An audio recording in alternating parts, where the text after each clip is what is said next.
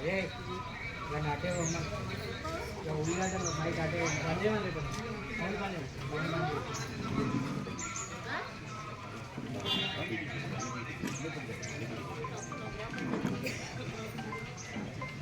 రాంజెత్తులని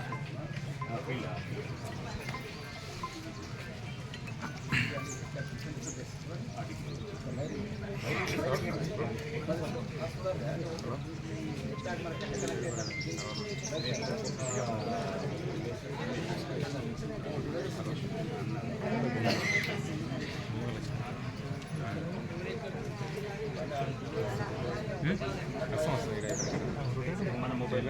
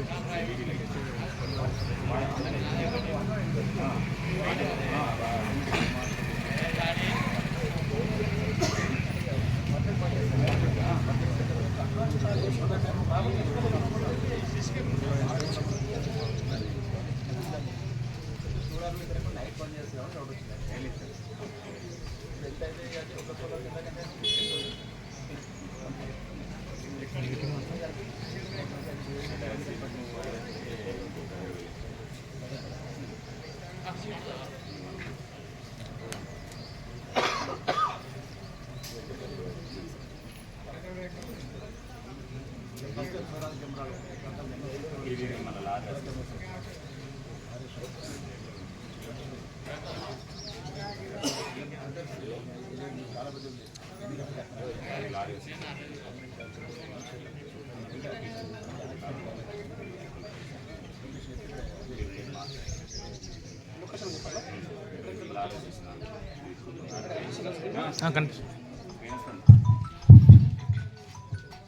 ఇప్పుడు మీ ముందున్న స్క్రీన్ మీద కనిపించేది లారీ అసోసియేషన్ ఉంది కదా, ఆ ప్రాంతంలో ఆ రోడ్డుకి సంబంధించింది. మీరు ఎప్పుడన్నా ఇమ్మీడియట్లీ కొంచెం గ్రహించాలంటే ఇక్కడ ఉన్నది జీపీ వాత, అంటే ఇక్కడ జీపీ ఆవరణలో ఉన్న ప్రాంతం ఇది.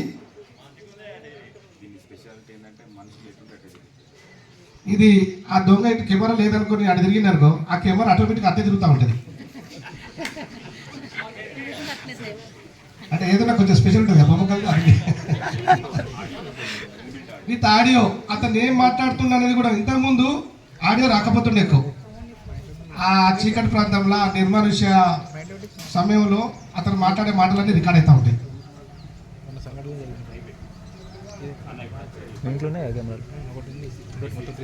మన బొమ్మకల గ్రామంలోని ఎస్సీ ఫంక్షన్ మన వాకు రోడ్డుకు ఉంటుంది చూడండి, ఆ ప్రాంతంలో భూమి పడేలు బాగా అంటాం మనం. ఆ ప్రాంతంలో నా చివరి వస్తుంది. ఇక ఈ మధ్యలో మన గ్రామాలలో ఇప్పటికి కూడా అది మర్చిపోతున్నా చూడు, దించిపోసుడు అని, ఆ కోడిగుడ్లు పెట్టడు, ఇంత కోడి కట్టేసుడు, అవన్నీ కొబ్బరికాయ కొట్టేసుడు, ఆ దాడితే ఇలా పుండ్లు అయితే ఇవన్నీ ఉంటాయి కదా, అవన్నీ అసలు నమ్మద్దు. ఇప్పటికి కూడా కొంతమంది దాన్ని ఆచరణ తప్పుతలేరు. అయినా కానీ ఎవరెవరైతే అటువంటి పనులు చేస్తారో వాళ్ళని కూడా దొరకడానికి ఇది ఒక మంచి సదవకాశం.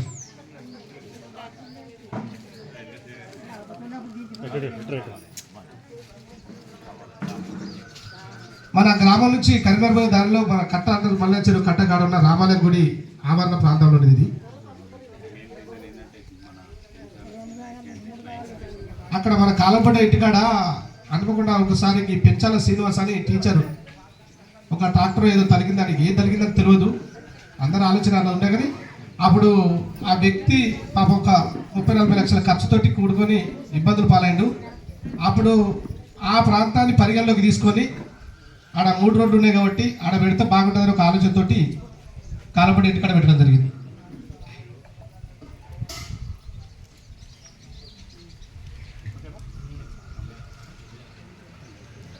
ఒకటి ఆడ అంబేద్కర్ బొమ్మ కాడ పురవల శ్రీనివాస్ సర్పంచ్ ఇంటికాడ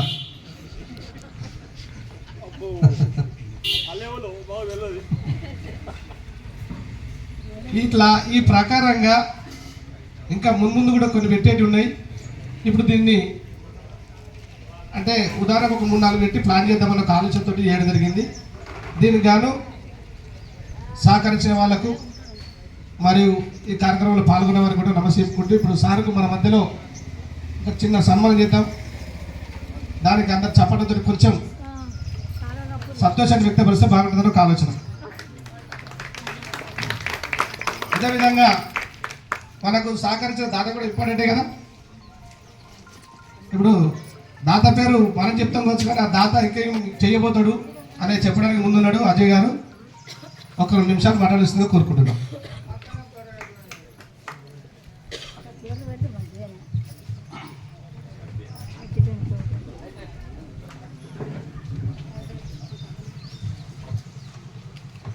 అందరికీ నమస్తే అండి. నా పేరు మీకు తెలుసు చిన్న, కానీ నాది అజయ్ అని మొత్తం సిటీలో నేను చేసే ఫీల్డ్ అందరికీ అజయ్ అని తెలుసు.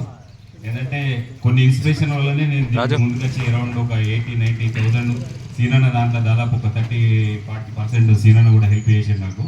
ఎప్పటి నుంచో అనుకుంటాను, ఏంటంటే రాత్రి నేను డైలీ 10:30కి 11కి వచ్చే టైంలో బైక్ రేసింగ్ నడుతాను ఊర్లలో. అదేవిధంగా ఈనాటి కార్యక్రమంలో భాగంగా మన కాంగ్రెస్ పార్టీ నియోజకవర్గంలో పనిచేస్తున్న మండల అధ్యక్షుడు రామరెడ్డి గారిని కూడా వేదిక మీద ఆరంభించవలసిందిగా కోరుకుంటున్నాం.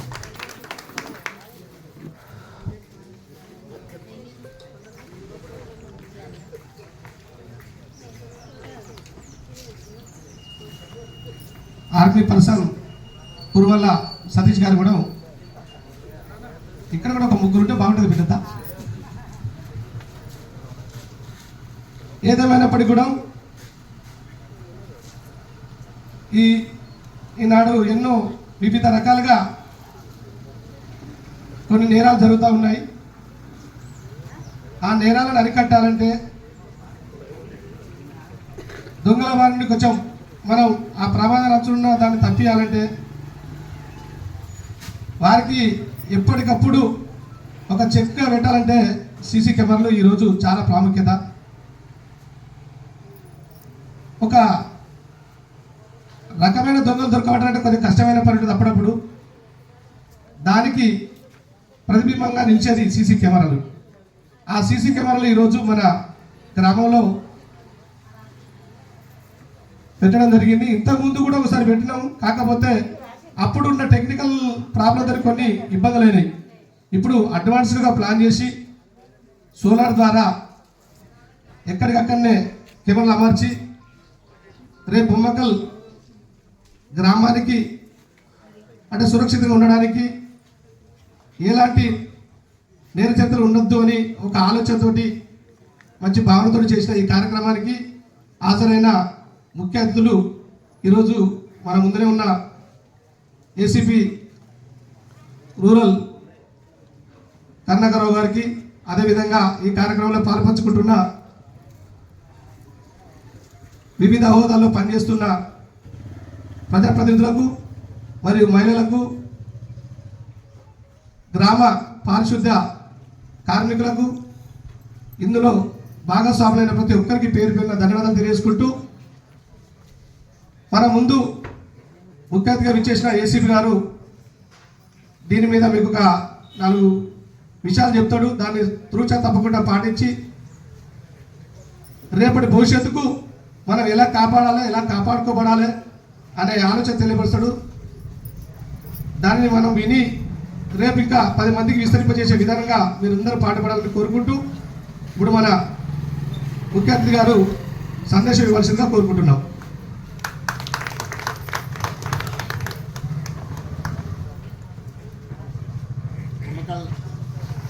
గ్రామంలో సీసీ కెమెరాల ఏర్పాటుకు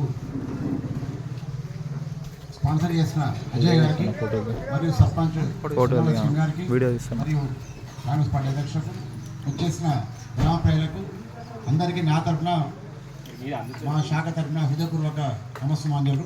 మీరు ఎన్నో చూస్తుంటారు, మీరు వాస్తవంగా సీసీ కెమెరాల గురించి మీరు ఎన్నో ప్రోగ్రామ్స్ చూస్తుంటారు, టీవీలలో ఎన్నో చూస్తుంటారు. మీరు చాలా మంది ఈ మధ్య ఏమైనా కూడా ఏ ఇన్సిడెంట్ జరిగినప్పుడు సీసీ కెమెరా రికార్డ్ ఏంటంటే టెలికాస్ట్ చేస్తుంటారు టీవీలలో. అంటే సీసీ కెమెరాల ప్రాధాన్యత ఎంత ఉంది అని చెప్పాలంటే ఎన్నో ఉన్నాయి. ఉదాహరణకు మీ దగ్గర చెన్నై హాస్పిటల్ ఒకసారి ఒక పాపని ఎత్తుకపోయాను, చిన్న ఒక 2 days బేబీని ఎత్తుకపోతే జస్ట్ ఒక సీసీ కెమెరా పట్టిస్తున్నాను, దేవుడు ఎవరో తెలియకపోతుంది. అది ఒక్కటిగా చెప్పుకుంటూ పోవాలంటే ఎన్నో కేసులు మాకు సీసీ కెమెరాతో డిటెక్ట్ అయినాయి. మరి రీసెంట్ మా రూరల్లో ఒక కేసు అయింది. ఆమె నేను ఏమనలేదు సార్ అన్న ఆమె తెలియదు సీసీ కెమెరా ఉంది నాకు రికార్డ్ ఎంత తెలియదు. ఆమె ఇష్టం తిట్టింది ఆమె. ఆ సీసీ కెమెరా వచ్చేసి షాక్ అయింది ఆమె. అంటే మాకు ఇది ఒక నేరంను ఛేదించడమే కాదు, తర్వాత కూడా కోర్టులో మాకు బలమైన సాక్ష్యం పడుతుంది. ఇప్పుడు మీరు సాక్ష్యం మీరు ఒక తను ఉన్నది రేపు చెప్పొచ్చు కోర్టులో నేను తెలియదు సార్ అని చెప్పొచ్చు, చూడలే అని చెప్పొచ్చు. కానీ సీసీ కెమెరా అబద్ధం చెప్పదు. ఆ సీసీ కెమెరా కోర్టులో సాక్ష్యంగా పెడితే 100% శిక్ష కూడా అవకాశం.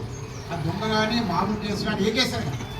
సో అటువంటి అంటే సీసీ కెమెరాలు మన జీవితంలో ప్రజెంట్ ఇప్పుడు చెప్తున్నాయి, ప్రజెంట్ క్రైమ్ ప్రివెన్షన్లో కానీ ఇవన్నిట్లో ఉన్నాయి కానీ ప్రధానమైన పాత్ర పోషిస్తుంది. మా ఎన్నో కేసులు చెప్తున్నా ఇంకోటి ఏంటంటే ఇప్పుడు చట్టం ఏంటంటే అందరికి చట్టం తెలిసిపోయింది. ప్రతి ఒక్కరు చట్టం మీద పరిజ్ఞానం వచ్చింది. మీడియా కావచ్చు, సోషల్ మీడియా కావచ్చు, ఏమైనా కావచ్చు. ఇప్పుడు ఒకప్పుడు దొంగ పట్టుకొచ్చిన ఆల్రెడీ తన్నేది కొట్టేది రికవరీ చేసింది.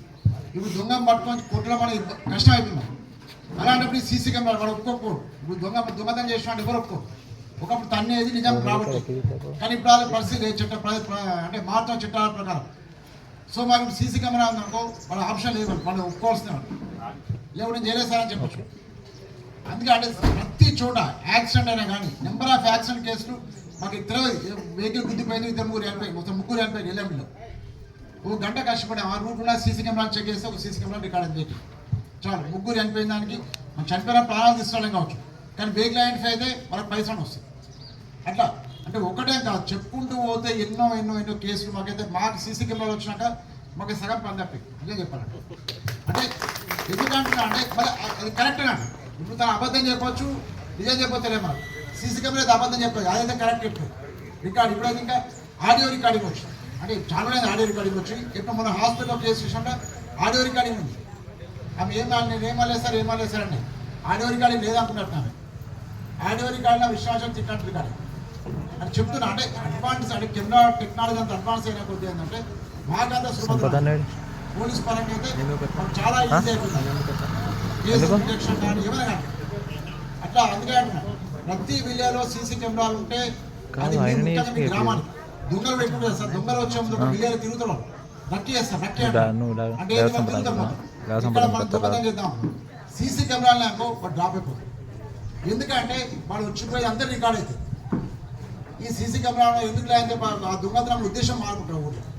అంటే మీ విధానం మీ విలేజ్ బొమ్మకాలు సీసీ కెమెరా వాడు దొంగ ఎత్తున్నా వాడు తెలియకుండా చేస్తే తప్ప కానీ వాడు సీసీ కెమెరాలు మాత్రం ఐడెంటిఫై చేస్తే మాత్రం వాడు మీ ఊరి దొంగతనం కూడా భయపడతాం. ఎందుకంటే ఎన్నో దొంగతనం కేసుకుంటే మాకు కేవలం సీసీ కెమెరాతో బయట. సో ఆ భయం వాళ్ళకు ఉంటుంది. ప్రతి విలేజ్ మేము